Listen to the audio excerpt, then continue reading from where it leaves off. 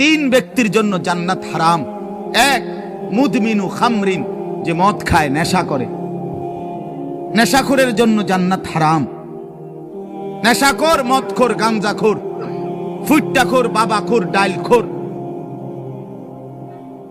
এ জান্নাত তার জন্য হারাম। দুই নাম্বার হলো আকুল ওয়ালিদাইন, পিতা মাতার অবাধ্য সন্তান, মা বাপকে যে কষ্ট দেয়, মা বাপকে যে নাফরমানি করে, মা বাবার যে অকৃতজ্ঞ, মা বাবাকে যে জুলুম করলো, মা বাবার হক আদায় করলো না। আল্লাহ রাসূল সাল্লাল্লাহু আলাইহি ওয়াসাল্লাম বলেন জান্নাত তার জন্য হারাম। আর তিন নাম্বার, শুনতেছেন সবাই? সজাগ তো সবাই? তিন নাম্বার ওয়াদাইয়ুস, রাসূলুল্লাহ বলেন দাইয়ুসের জন্য জান্নাত হারাম। এখন প্রশ্ন হলো দাইয়ুস কে?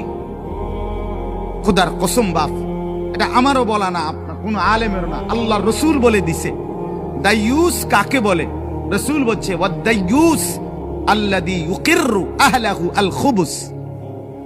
দাইয়ুস বলা হয় ওই পুরুষকে, ওই ব্যক্তিকে যে তার স্ত্রী সন্তান পরিজনের জন্য গুনাহ, অশ্লীলতা, নাফরমানিকে স্বীকৃতি দেয়, মেনে নেয়, গ্রহণ করে নিছে।